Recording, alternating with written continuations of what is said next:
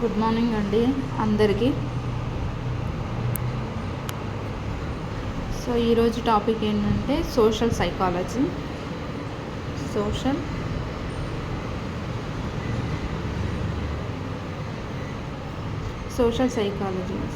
Psychology అంటే ఏంటి? యాక్చువల్గా సైకాలజీ అంటే ఏంటిది? Psychology is the studying of human behaviour and internal and external behavior of the person. So that is called psychology.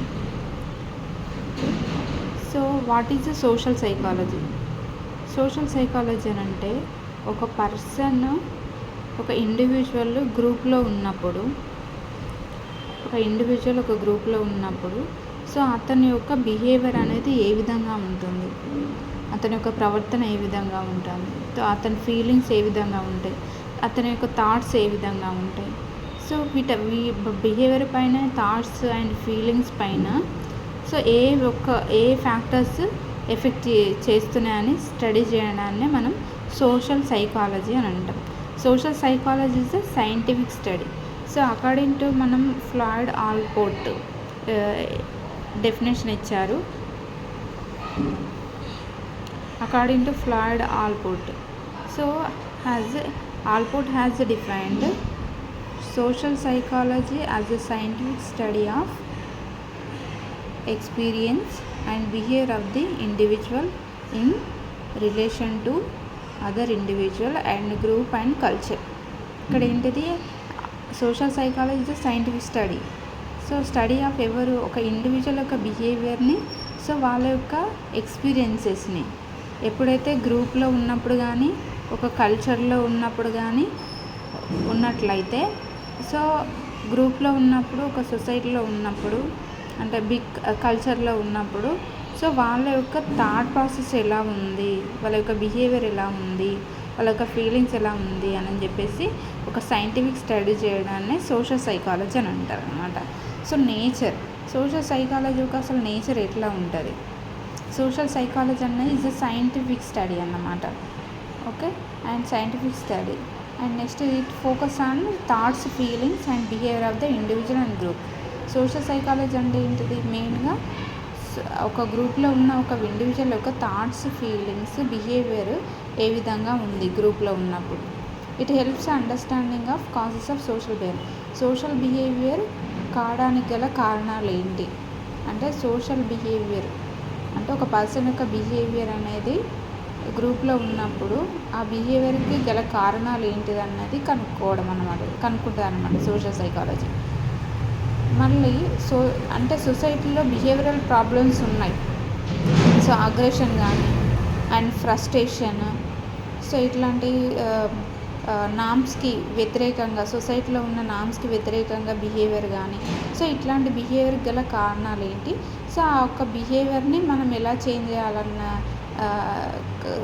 చేయడానికి తగిన principles ఏంటి అన్న దాని గురించి ఈ సోషల్ సైకాలజీ సెర్చ్ చేస్తారన్నమాట. ఓకే, సో మెయిన్గా what is the scope of social psychology?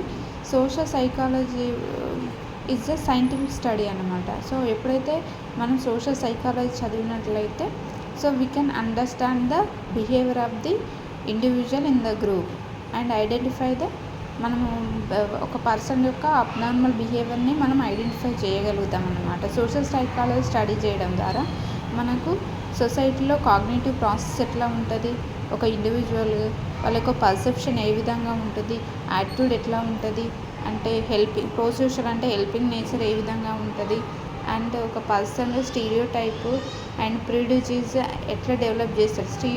Stereotype అని అంటే ఏంటంటే ఒక పర్సన్ని అందరితో పోల్చడం అన్నమాట. ఇప్పుడు ఫర్ ఎగ్జాంపుల్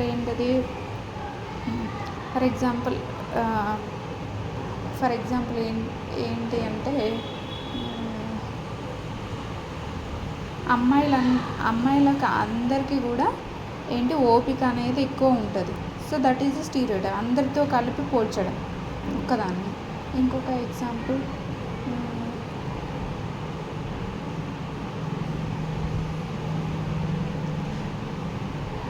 ఫ్రూట్స్ ఏమంటారు మ్యాంగోస్ అన్నీ కూడా ఎలా ఉంటాయి, తియ్యగా ఉంటాయి.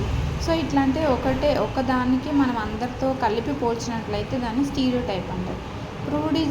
ప్రీజుడిస్ అని అంటే ఏంటంటే సో నెగిటివ్ ఫీలింగ్ అనేది ఉండడం, ఏదైనా ఒక ఆబ్జెక్టివ్ పైన కానీ పర్సన్ పైన కానీ నెగిటివ్ ఫీలింగ్ ఉన్నట్లయితే దాన్ని మనం ప్రీజుడిస్ అని అంటాం అన్నమాట. So next self.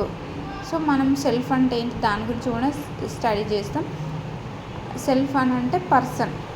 And next social influence అంటే ఒక పర్సన్ పైన ఏవేవి కారకాలు ఏవేవి ఫ్యాక్టర్స్ ఎఫెక్ట్ చేస్తున్నాయి. అండ్ నెక్స్ట్ గ్రూప్ డైనమిక్స్ అని అంటే ఏంటంటే ఒక గ్రూప్ అనేది ఒక గ్రూప్లో కన్ఫర్మిటీ ఎలా ఉంది, ఒక గ్రూప్లో ఉన్న పర్సన్ ఇండివిజువల్ అందరితో పాటు ఏ విధంగా ఒకే మాట మీద ఉండడం, ఒబీడియంట్గా ఉండడం, కాంప్లైంట్స్ ఎట్లా మెయింటైన్ అవుతుంది, అండ్ పర్సువేషన్ ఏ విధంగా మెయింటైన్ అవుతుంది. సో ఇవన్నీ కూడా స్టడీ చేయడాన్ని మనం గ్రూప్ డైనమిక్స్ అని అంటాం అన్నమాట. సో వాళ్ళ యొక్క బిహేవియర్ అనేది సిచ్యువేషన్ తగ్గట్టు ఎట్లా రీచ్ ఉంటుంది. సో ఏ విధంగా గోల్ని రీచ్ అవ్వాలనుకుంటున్నారు. సో అన్నిటి గురించి స్టడీ చేయడాన్ని గ్రూప్ డైనమిక్స్ అని అంటామంట. సో అగ్రెషన్ అంటే కోపం. సో ఈ కోపం రావడానికి గల కారణాలు ఏంటి, and health and wellbeing. So ఒక ఇండివిజువల్ యొక్క హెల్త్ అండ్ వెల్బీయింగ్ అనేది ఏ విధంగా ఉంటుంది, సో ఇవన్నీ గ్రూప్లో ఉన్నప్పుడు.